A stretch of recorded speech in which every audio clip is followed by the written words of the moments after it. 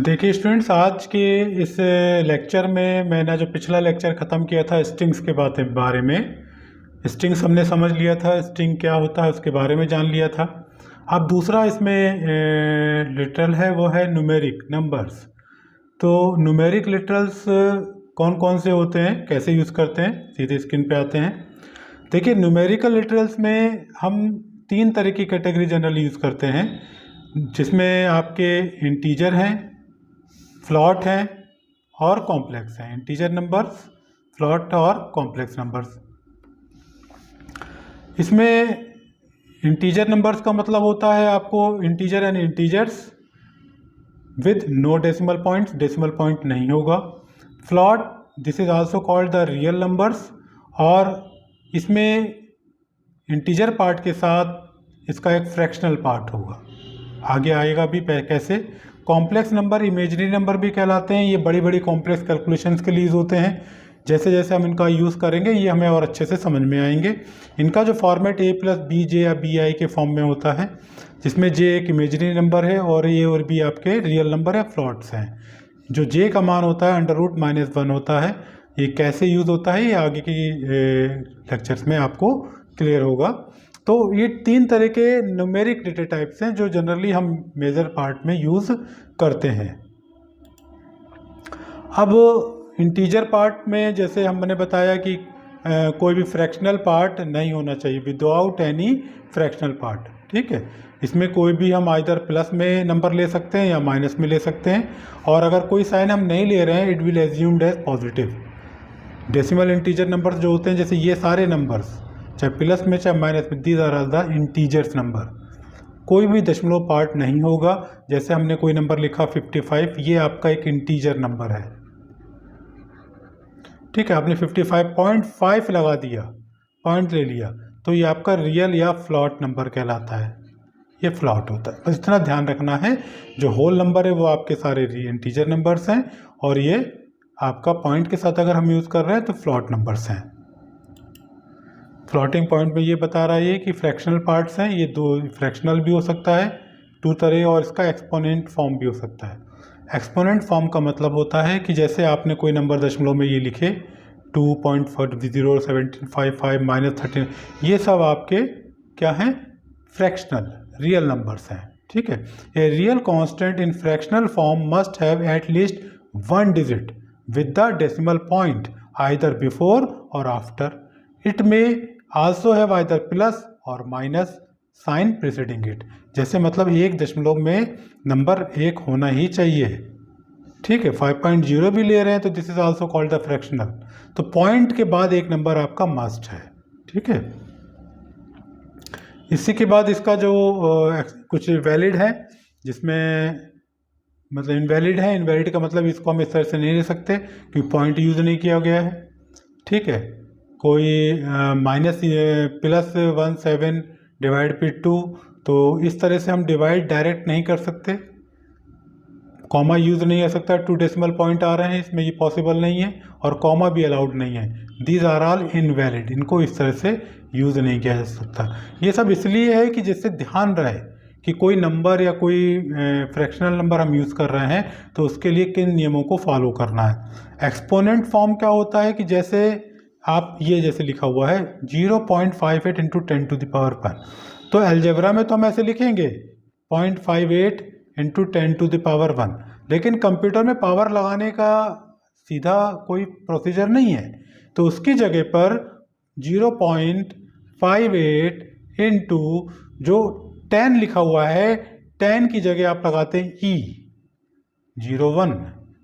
तो इसका मतलब हुआ E0 का मन का कि E का मतलब हुआ 10⁻1। तो जहाँ पर भी पावर में देना है आपको तो E01 लगाइए इस तरह से। तो लिखा है 0.58 E01। A real constant in exponent form has 2 parts, A mantissa and exponent.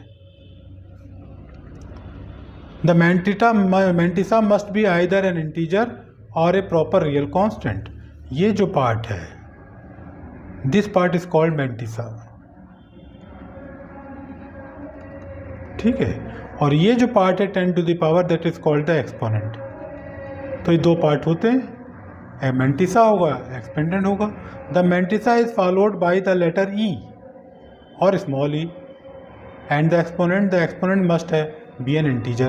तो जो एक्सपोनेंट है ऊपर पावर दिया हुआ है ये हमेशा एक्सपोनेंट इंटीजर पार्ट में होगा, दशमलव पार्ट में नहीं होगा। ठीक है, तो कुछ एग्जाम्पल्स दिए हुए हैं जैसे 152E05।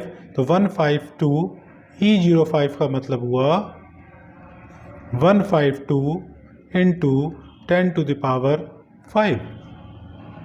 ठीक है, इसी तरह से ये लिखा हुआ है 0.152 तो 0.152 इंटू 10⁸। तो इस तरह से आप एक्सपोनेंट फॉर्म में लेते हैं, क्योंकि 10 में लिखने की जो व्यवस्था है वो कंप्यूटर में नहीं है, उसको ई के फॉर्म में लिखा जाता है। तो कुछ इनवैलिड है। इनवैलिड का मतलब क्या होता है कि सीधे ई करके अगर हमने कुछ नहीं लिया है तो एरर हो जाएगी, और दशमलव में नहीं ले सकते, मैंने अभी डिस्कस किया, और कॉमा नहीं लगाया जा सकता। तो these are some exponent numbers जिनको हमको आगे ज़रूरत पड़ने पे अपनी मैथमेटिकल कैलकुलेशन में यूज़ करना होता है। वूलियन लिटरल्स हैं, वूलियन को आगे यूज़ करके और अच्छे से समझेंगे। वूलियन का मतलब होता है टू का मतलब वैल्यू है तो ट्रू होगी या फॉल्स होगी।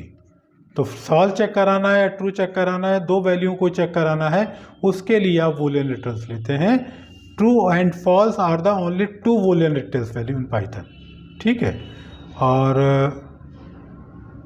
नन एक होता है स्पेशल लिटरल, जो कभी भी किसी लैंग्वेज में नहीं दिखता। इसमें दिया जाता है कि कोई वैल्यू आप कुछ नहीं लेना चाहते, आपको पता नहीं उसमें क्या होगा, तो you just initialize the none. और जैसे आपने एक एग्जाम्पल लिया हुआ है, एक वैल्यू में इसमें 10 लिया है, वैल्यू 2 में नन ले लिया।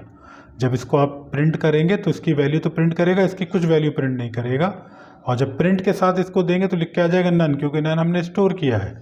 तो आगे के लेक्चर में इनका यूज़ आपको और अच्छे से क्लियर होगा। तो ये आपके कुछ कांस्टेंट या लिटरल्स हुए जो हम आगे प्रोग्रामिंग में अपने पर्पस के लिए, अपने कैलकुलेशन पर्पस के लिए यूज़ करेंगे। अब एक टॉपिक आता है कैलकुलेशंस में ऑपरेटर्स का। Operators are token that trigger some computation when applied to variable and other object in an expression, variable and object to which the computation is applied, called the operands। क्या मतलब होता है? तो so an operator required some operands to work upon। ठीक है, जैसे मान लीजिए हमारे पास एक ए ऑपरेंड है ए, अब भी इसको वेरिएबल भी बोल सकते हैं, ये वेरिएबल्स हैं। इसमें हमने 10 ले रखा है, इसमें आपने 20 ले रखा है। अब इनको ऐड करना है, तो ऐड करने के लिए हमको एक ऑपरेटर चाहिए, that is called the plus. तो प्लस एक ऑपरेटर है। तो कैलकुलेशन के लिए कौन कौन से ऑपरेटर यूज करते हैं वो देखिए। पहले है अर्थमेटिक ऑपरेटर्स, प्लस जोड़ने के लिए, माइनस, मल्टीप्लाई एंड डिवाइड, ये चार जो है कॉमन है, आप अच्छे तरह से इनको जानते हैं। एक है यहाँ पर मॉड्यूलस ऑपरेटर। क्या मतलब है? जैसे 5 को 2 से आप डिवाइड करते हैं तो आंसर आपको मिलता है 2.5, लेकिन मॉड्यूलस का अगर आप यूज करेंगे तो 5 अगर मॉड्यूलस 2 करेंगे तो ये इसका जो शेषफल रिमाइंडर है वो दिखाएगा। शेषफल 5 को 2 से डिवाइड करने पर 2 दूनी 4, बचा क्या 1, तो जो 1 आया ये इसमें दिखाएगा। क्या यूज करने पर? मॉड्यूलस। और पूरा भागफल आपको देखना है, पूरा डिवाइड करके आंसर चाहिए तो 5 डिवाइड बाई 2। और एक्सपोनेंट, एक्सपोनेंट का मतलब 2 की पावर 2 लगाना है, 2 की पावर 2। तो 2 पावर 2 वैसे बताया, प्रोसीजर नहीं है लिखने का, तो यहाँ पर हम 2 की पावर 2 के लिए डबल स्टार, तो इसको मानता है ये 2 की पावर 2। अगर कोई एक्सपोनेंट देना है, जैसे एक्स स्क्वायर लिखना है आपको, तो एक्स डबल स्टार 2, तो एक्स की पावर 2 मान लेगा इसको। ठीक है, फ्लोर डिवीजन, जैसे 5 डिवाइड बाई 2 आपने किया था तो 2.5 आया था। अगर फ्लोर डिवीजन का यूज करेंगे, सिंपल डिवीजन है फ्लोर डिवीजन, तो ये 2 ले लेगा। इसका लोएस्ट इंटीजर जो होगा 2.5 का वो लेगा। ठीक है, तो ये डेसिमल पार्ट को हटा देता है और इसका जो होल नंबर है वो आपको दिखाएगा फ्लोर डिवीजन से। आप दशमलव के बाद को रिमूव करके और इंटीजर पार्ट लेना चाहते हैं तो फ्लोर डिवीजन कर सकते हैं। आगे के प्रोग्रामिंग में इनका यूज़ होगा तो और अच्छे से क्लियर होगा। तो ये सारे आपके अरिथमेटिक ऑपरेटर्स हैं। रिलेशन ऑपरेटर्स का यूज़ क्या होता है? Less than, greater than, less equal, greater equal, equal, not equal. ये आप कंपैरिजन के लिए, जैसे ए एक नंबर है, बी एक नंबर है, ए में 5 है, बी में 6 है, अगर आपको 7 है चेक करना है बड़ा कौन सा है, तो आप चेक लगाते हैं A is greater than B, या A is less than B, या A is greater than equal to B, A या less than equal to B, A equal to B, या A not equal to B. तो ये आप check लगा रहे हैं। चेक लगाने के लिए या कोई कंडीशन सेटिस्फाई कराने के लिए आप क्या यूज करते हैं? आप यूज करते हैं रिलेशनल ऑपरेटर। एक संबंध देखना है, एक रिलेशन देखना है। ठीक है, आगे इनको और अच्छे से समझेंगे। असाइनमेंट ऑपरेटर वैल्यू असाइन करने के लिए, जैसे a इज इक्वल टू 10, तो इक्वल टू एक असाइनमेंट ऑपरेटर है। तो जैसे आपने लिखा ये शॉर्ट हैंड ऑपरेटर्स होते हैं, plus equal, slash equal, star equal. जैसे आपने लिखा a is equal to a plus 1, तो इसको लिख सकते हैं आप a plus equal to 1 short में। तो a is equal to a divided by 1, तो a डिवाइड इक्वल टू 1। ठीक है, तो इस तरह से इन शॉर्ट हैंड ऑपरेटर का आप यूज करते हैं। असाइनमेंट ऑपरेटर्स भी बोलते हैं इनको।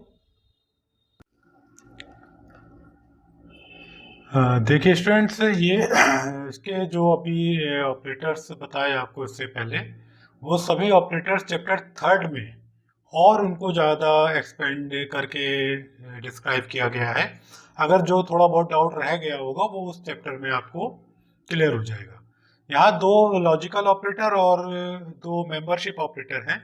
लॉजिकल ऑपरेटर का जो काम है या मतलब है कि आप ये मान के चलें, जैसे पिछले उसमें आपको ये बताया गया था कि रिलेशनल ऑपरेटर्स होते हैं। ये आपने अभी सब देखे हैं रिलेशनल ऑपरेटर्स, जिसमें लेस देन, ग्रेटर देन, ये रिलेशन हमने 2 ऑपरेंड के बीच में बनाया है। ठीक है, अब ये रिलेशन जब ज़्यादा हो जाता है, 2 से ज़्यादा में जा रहा है, तब उसके लिए यहाँ पर हमारे लॉजिकल ऑपरेटर्स का टास्क होता है। जैसे हमारे पास ये मान के चलिए कि ए, बी और सी, ठीक है, ये 3 वेरिएबल्स हैं, इनकी अपनी एक वैल्यू है 5, 7 और 8, और आपको एक चेक लगाना है। चेक यानी कंडीशन कि ए बी से बड़ा है या ए सी से बड़ा है।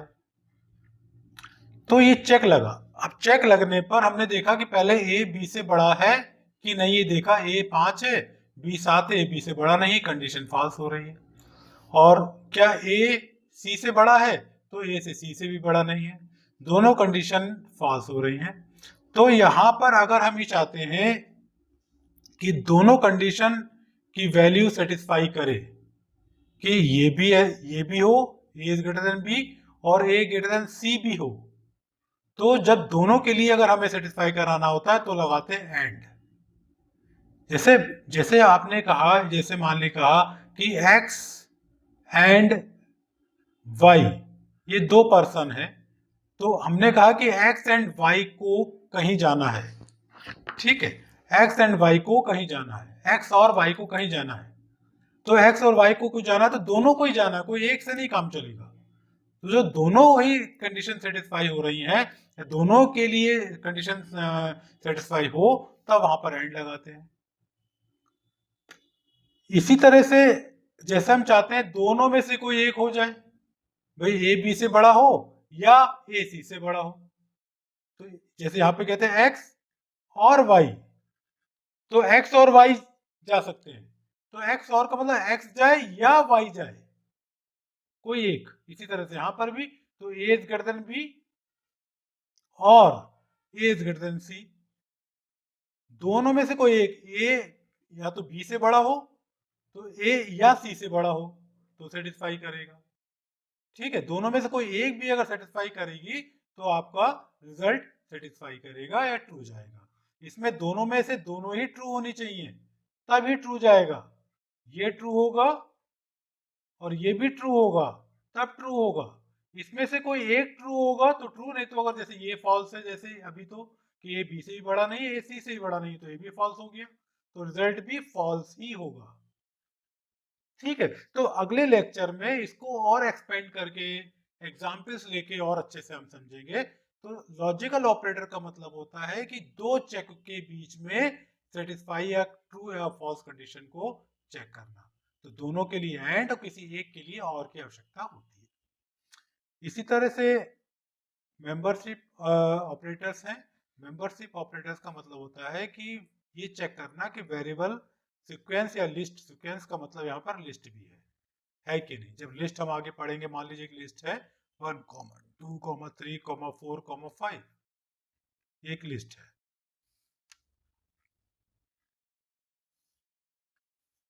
ठीक है, 4, 5।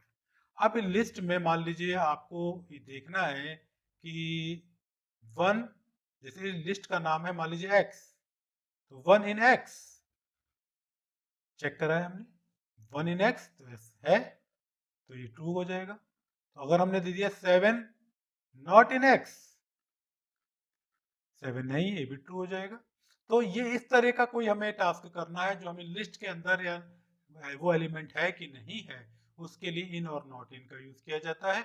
इसके लिए भी आगे बहुत अच्छे से एग्जांपल्स हैं जो अगले चैप्टर में हम डिस्कस करेंगे। अभी ये मेन ऑपरेटर्स जो आपको मैंने बताए। पंचुएटर्स होते हैं कि जब कोई भी स्टेटमेंट के साथ हम इन इस तरह के सिंबल्स का यूज करते हैं, इसमें कॉमा, इन्वर्ट कॉमा, ब्रैकेट्स, कई कई कई जगह पर इनको विशेष विशेष पर्पस के लिए यूज किया जाता है। वो सारे सिंबल्स को हम पंचुएटर्स बोलते हैं, और कोई इसमें विशेष लॉजिक नहीं है।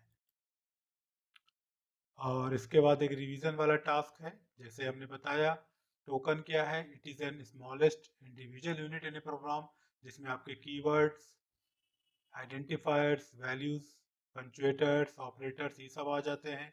कीवर्ड क्या होता है, it is a reserved word, word carrying special meaning and purpose. एक टूल की तरह आपको दिया गया है जो आप किसी स्पेशल टास्क के लिए या किसी वर्क को करने के लिए यूज करते हैं। आइडेंटिफायर एक वेरिएबल या यूजर डिफाइंड नेम होता है जो किसी यूजर द्वारा दिए गए स्टेटमेंट को या फंक्शन को या क्लास को नाम देने के लिए यूज किया जाता है। वेरिएबल का भी जो नाम दिया जाता है वो आइडेंटिफायर कहलाता है। जो आइडेंटिफायर में आप सारे लेटर्स का यूज कर सकते हैं, नंबर्स का यूज कर सकते हैं, अंडर को स्कोर का यूज कर सकते हैं, लेकिन कोई भी आइडेंटिफायर हमेशा लेटर से ही शुरू होगा, उसमें कोई भी डिजिट नहीं आना चाहिए। लिटरल्स या कांस्टेंट ये फिक्स वैल्यूज होती हैं जिनको आप चेंज नहीं कर सकते। इसके बारे में मैंने पढ़ाया आपको कि स्ट्रिंग लिटरल्स होते हैं जिसमें आपके सारे नाम या कैरेक्टर्स आते हैं, न्यूमेरिकल लिटरल्स होते हैं, ये सब अभी हम पढ़ चुके हैं। और ऑपरेटर्स के बारे में बताया कि दो ऑपरेंड्स के बीच में कोई एक्सप्रेशन के लिए, कोई कैलकुलेशन के लिए जिन ऑपरेटर्स का यूज करते हैं, that is called the operators. Punctuators सारे सिंबल्स हैं, अभी डिस्कशन किया, जो हम अपने प्रोग्रामिंग में यूज करते हैं, वो सारे सिंबल्स आपके पंचुएटर्स कहलाते हैं। तो ये एक चैप्टर, एक बेसिक चैप्टर का पार्ट, जो पार्ट चैप्टर 2 का है, वो क्लियर हुआ कि हम अपने प्रोग्रामिंग में किस तरह के ऑपरेटर्स का यूज करेंगे। ठीक है, और कीवर्ड्स क्या है, आइडेंटिफाइड्स क्या है, ये एक बेस है, बेसिक पार्ट है। ये हो सकता है कि एग्जाम में ना पूछा जाए, एक आध नंबर में पूछा जाए, लेकिन इसके बिना, इसको समझे बिना आप प्रोग्राम नहीं बना सकते। तो अब ये टॉपिक जो चैप्टर का पार्ट 1 है 2 का, वो यहाँ खत्म हो रहा है। अगले पार्ट में इसी चीज को हम और एक्सपेंड फॉर्म में पढ़ेंगे और इसके चैप्टर 2 के अगले टॉपिक में डिस्कशन करेंगे कि वो क्या है।